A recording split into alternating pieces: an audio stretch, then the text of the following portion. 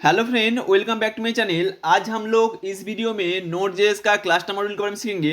तो Node JS का cluster module कैसे हम लोगों का एप्लीकेशन का ओवरऑल परफॉर्मेंस एंड स्केलेबिलिटी को इंक्रीज करने में सहायता करते हैं, उसके बारे में डीप डाइव करेंगे। तो चलिए देख लेते हैं नोड जेएस का क्लस्टर मॉड्यूल होता क्या है। तो जैसे आपको स्क्रीन पे दिखाई दे रहे हम लोगों को पता ही है नोड जेएस सिंगल थ्रेड होता है एंड इवेंट लूप के माध्यम से हम लोगों का सारा प्रोसेस को रिजॉल्व करते हैं। तो नोड जेएस के पास जितना ज़्यादा रिक्वेस्ट आएगा वो लोग क्या करेंगे, जो सिंगल थ्रेड होता है सीपीयू कोर, उसके माध्यम से उसको एग्जीक्यूट करने का कोशिश करेगा। तो इसमें क्या होता है, जब हम लोगों का यूजर बेस एप्लीकेशन में बहुत ज़्यादा हो जाता है एंड बहुत ज़्यादा कॉन्करेंट रिक्वेस्ट एक साथ में आ जाता है, तो इसमें थोड़ा सा नोड जेएस में परफॉर्मेंस इशू हो सकता है एंड अपना नोड जेएस अपना का जो डिजायर आउटपुट होना चाहिए इस तरीके से वो लोग कम नहीं कर सकते। तो इसके लिए हम लोग क्या करेंगे, तो नोड जेएस में क्या करेंगे, मल्टीपल इंस्टेंस और चाइल्ड वर्कर क्रिएट करेंगे। तो सपोज हम लोगों का सीपीयू तो बहुत पावरफुल है, सपोज 4 कोर और 16 कोर और 8 कोर है। तो क्या हम लोग क्या करेंगे, हम लोगों का सीपीयू का ऊपर डिपेंड करके जितना कोर का सीपीयू होगा उतना हम लोग क्या करेंगे, एक चाइल्ड वर्कर और न्यू इंस्टेंस क्रिएट कर लेंगे नोड जेएस का। तो इससे क्या होगा, तो इससे क्या होगा, नोड जेएस के पास जितना भी रिक्वेस्ट आएगा वो रिक्वेस्ट क्या करेगा, एक एक वर्कर रिस्पॉन्सिबल होगा एक एक रिक्वेस्ट को हैंडल करने के लिए। तो यहाँ पे क्या हुआ, पहले क्या होता था, एक सिंगल कोड ही रिस्पॉन्सिबल होता था हम लोगों का मल्टीपल रिस्पॉन्स को हैंडल करने के लिए, रिक्वेस्ट रिस्पॉन्स को हैंडल करने के लिए। लेकिन अभी क्या है, जो मेन जो प्राइमरी रहेगा नोड जेएस में क्लस्टर में, उसके मदद से हम लोग क्या करेंगे, मल्टीपल इंस्टेंस क्रिएट कर लेंगे। जितना कोड का हम लोग का सीपीयू होगा उतना इंस्टेंस क्रिएट कर लेंगे हम लोग। तो इससे क्या होगा, नोड जेएस के पास जब ज़्यादा लोड आएगा ये क्या करेगा, अपना लोड को लोड बैलेंसर के मदद से डिस्ट्रीब्यूट कर लेगा अपना चाइल्ड वर्कर में। तो एक एक वर्कर को एक एक टास्क दे देगा, जे भाई ये लो एक टास्क तुम इसको रिजॉल्व करो, दूसरे टास्क को दूसरे वाला वर्कर रिजॉल्व करेगा। तो इसमें क्या होगा, हम लोगों का नोड जेएस का ओवरऑल जो परफॉर्मेंस है स्केलेबिलिटी है उसको हम लोग इनहेंस कर सकते हैं एंड मल्टीपल यूजर का रिक्वेस्ट को कॉन्करेंटली एक साथ में हैंडल कर सकता है। तो नोड जेएस में इंटरनली एक लोड बैलेंसर करके एक चीज़ होता है, वो क्या करेगा, हम लोगों का जो लोड है इसको मल्टीपल वर्कर के माध्यम से इसको डिस्ट्रीब्यूट कर देगा एंड वर्कलोड को बैलेंस करेगा। तो इसको डेमोन्स्ट्रेट करने के लिए चलिए टर्मिनल पे सबसे पहले आप एक डायरेक्टरी क्रिएट कर लेंगे एंड उसके बाद एक न्यू नोड जेएस का प्रोजेक्ट क्रिएट कर लेंगे npm init के मदद से। ओके, थे const http equal to require क्या http। ओके, इसके बाद क्या करेंगे, नॉर्मल जैसे सिंपली आप http सर्वर क्रिएट करते हो ऐसे सिंपली http सर्वर क्रिएट कर लेंगे। क्या करेंगे, const server create server variable के अंदर ले लेते हैं क्रिएट सर्वर, क्या करेंगे equal to http dot create server. Okay, तो इसके बाद क्या रहता है, इस फंक्शन को कॉल कर लेंगे। इस फंक्शन के अंदर एक कॉल बैक ले लेंगे रिक्वेस्ट एंड रिस्पॉन्स, ये क्या रहेगा, एरो फंक्शन रहेगा। ओके, इसके बाद हम लोग क्या करेंगे, रिस्पॉन्स को राइट हेड कर देंगे 200 स्टेटस सूट के साथ। Okay, response dot write head क्या देंगे 200। ओके, इसके बाद रिस्पॉन्स को एंड कर देते हैं, रिस्पॉन्स डॉट एंड क्या देंगे, एंड पे सपोज मैसेज कर देते हैं हेलो वर्ल्ड। ओके, आप कुछ भी दे सकते हो यहाँ पे। तो ऐसे क्या होगा, हम लोगों का नॉर्मल जो http सर्वर है इसको हम लोग क्रिएट कर चुके हैं। तो सर्वर को लिसन भी करना पड़ेगा। ओके, लिसन कर लेते हैं, क्रिएट सर्वर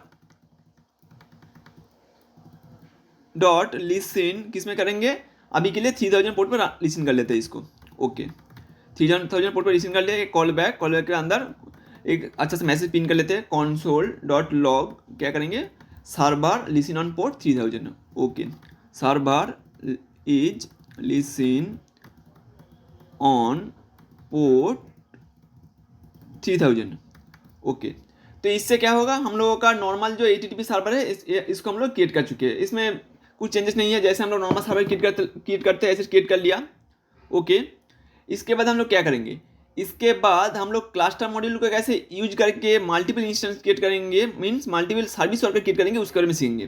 तो इतना तक तो सिंपल सर्वर था, जैसे हम लोग नॉर्मल http सर्वर क्रिएट करते हैं हम लोग नॉर्मल http सर्वर क्रिएट कर लेंगे। लेकिन इस सर्वर को हम लोग क्या करेंगे, उस इंस्टेंस के अंदर क्रिएट करेंगे, अभी के लिए यहाँ पे रहने देते हैं। ओके, तो क्लस्टर मॉड्यूल को इंपोर्ट कर लेते हैं, कॉन्स्ट क्लस्टर इक्वल टू क्या करेंगे, रिक्वायर क्लस्टर। इससे क्या होगा, क्लस्टर का मॉड्यूल इंपोर्ट हो जाएगा। क्लस्टर एक मतलब पहले से प्रीडिफाइंड मॉड्यूल होता है इनबिल्ट, तो इसको आपको इंस्टॉल करने की जरूरत नहीं है, आप डायरेक्टली क्लस्टर मॉड्यूल को यूज कर सकते हो इसको रिक्वायर करने के बाद। ओके, इसके बाद हम लोग क्या लेंगे, हम लोगों का जो सिस्टम यूज कर रहे हैं हम लोग, इसका सीपीयू कितना है, जितना कोड का सीपीयू होगा उतना हम लोग सर्विस ऑर्डर क्रिएट करेंगे। तो इसमें क्या होगा, हम लोग पहले देख लेंगे सीपीयू कितना है। इसको हम लोग कैसे कर सकते हैं, हम लोग का ओएस मॉड्यूल होता है प्री बिल्ड नोड जेएस में, उसके मदद से हम लोगों का सीपीयू कितना कोड का है उसको निकल सकते हैं। तो इसको भी दो प्रोसीजर से निकल सकते हो। आप क्या कर सकते हो, अवेलेबल पैरेललिज्म की मदद से निकल सकते हो, नहीं तो सीपीयू डॉट लेंथ की मदद से भी निकल सकते हो। तो अवेलेबल पैरेललिज्म की मदद से कैसे निकल सकते हैं, सपोज अभी इसको कमेंट कर देते हैं, कॉन्स्ट क्या करेंगे, नाम सीपीयूज इक्वल टू रिक्वायर क्या करेंगे, require node OS dot available parallelism. तो इसके मदद से क्या करेंगे, हम लोगों का यहाँ पे सीपीयू कितना कोड का है ये मिल जाएगा। नहीं तो दूसरे प्रोसीड्यूर क्या, ओएस मदद से सीपीयू डॉट लेंथ करेंगे तो उससे भी मिल जाएगा। तो देख लेते हैं, कॉन्स्ट नाम सीपीयू इक्वल टू रिक्वायर क्या करेंगे, OS dot CPUs dot length. इससे क्या होगा, हम लोगों का सीपीयू कितना कोड का है ये मिल जाएगा। जितना कोड का सीपीयू है उतना हम लोग सर्विस ऑर्डर क्रिएट करेंगे, मीन्स मल्टीपल इंस्टेंस क्रिएट करेंगे। तो इससे हम लोगों का एप्लीकेशन जो कॉन्करेंसी होता है उसको ज़्यादा इफेक्टिवली हैंडल कर पाएगा एवं हमने एप्लीकेशन का जो वर्कलोड है सही से डिस्ट्रीब्यूट हो सकता है। पहले देख लेते हैं हम लोग, सपोज सिस्टम मतलब कितना कोड का इसके पहले देख लेते हैं, इसके बाद हम लोगों का जो मॉड्यूल रहता है इसको यूज करेंगे। तो अभी के लिए सपोज पिकिंग करते हैं, माई सिस्टम सीपीयूज कितना है, कोर कोलोन क्या करेंगे, इन्वर्टर क्लोज कोमा नाम सीपीयूज। इससे क्या होगा, हम लोगों का सीपीयू कितना कोड का है ये हमको पिन कर लिया। Okay fine. इसके बाद क्या करेंगे, इसके बाद हम लोग एक इफ एल्स ब्लॉक ले लेंगे। इफ ब्लॉक के अंदर क्या चेक करेंगे, इफ ब्लॉक के अंदर कंडीशन देंगे क्लस्टर डॉट इज प्राइमरी, मतलब हम लोग का क्लस्टर प्राइमरी है कि नहीं। ओके, अगर प्राइमरी है तो तुम क्या करो, पहले हम लोग एक कंसोल कर लेते हैं, हम लोगों का जो वर्कर है एक इसका प्रोसेस आईडी पिन कर लेते हैं। ओके, कंसोल लॉग क्या करेंगे, प्राइमरी प्रोसेस डॉट क्या पीआईडी, मतलब हम लोगों का प्रोसेस का आईडी कितना है इसको पिन कर लेते हैं, इज रनिंग। क्या हुआ, हम लोगों का जो प्रोसेस है मतलब इसका आईडी जो है इसको पिन आउट हम लोग कर लिया।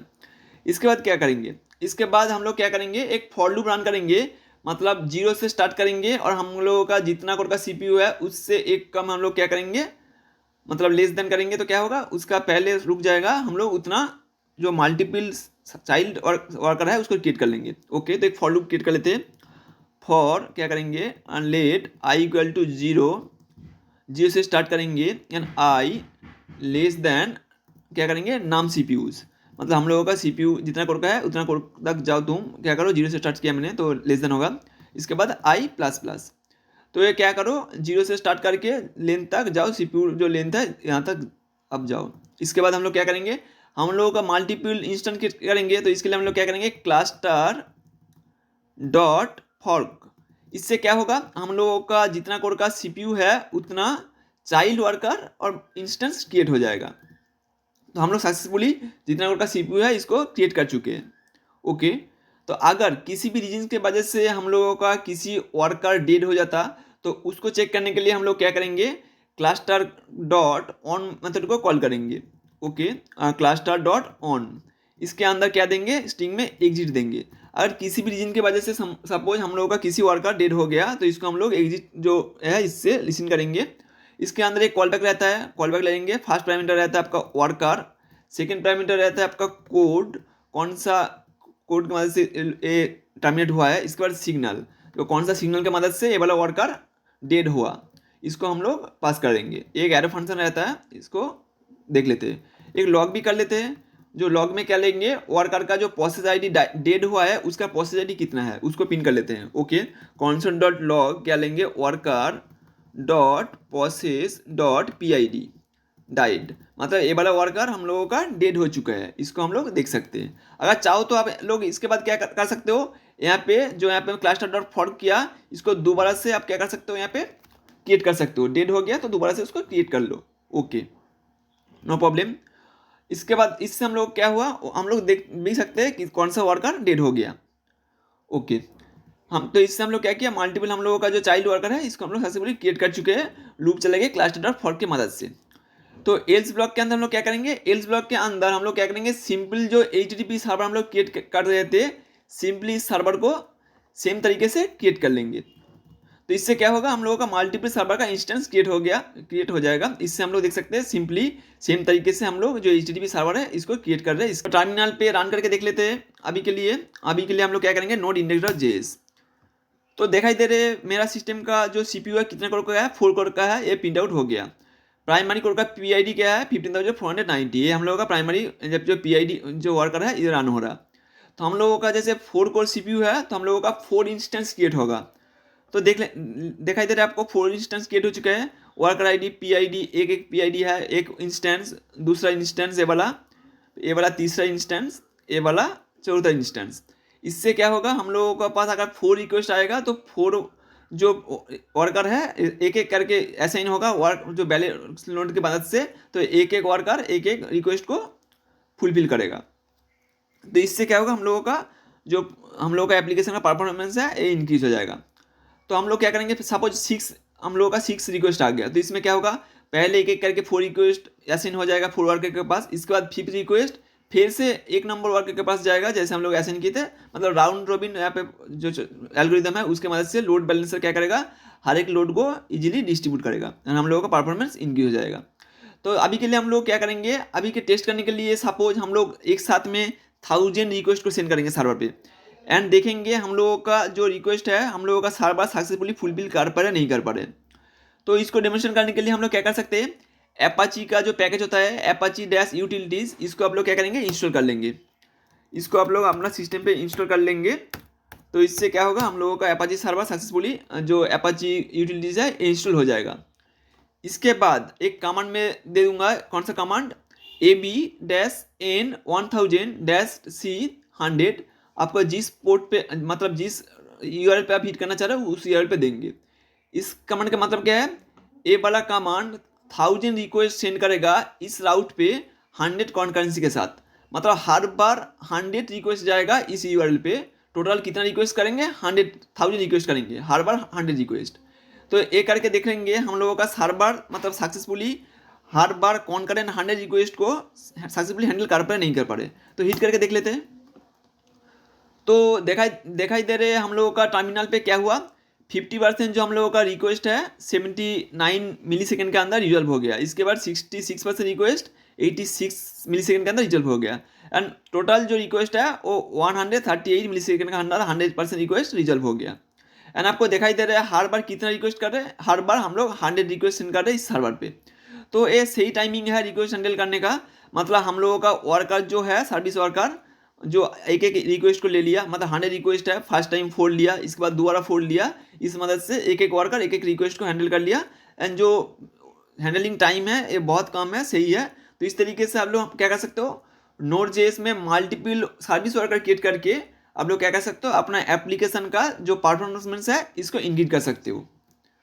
तो यही था यार full video. Thank you guys for watching this video till the end. And इस तरीके का वीडियो रिसीव करने के लिए प्लीज़ चैनल को लाइक कीजिए, शेयर कीजिए एंड सब्सक्राइब कीजिए, एंड ऑल्सो बेल आइकन को हिट कीजिए to get the latest video. Thank you for today, bye bye.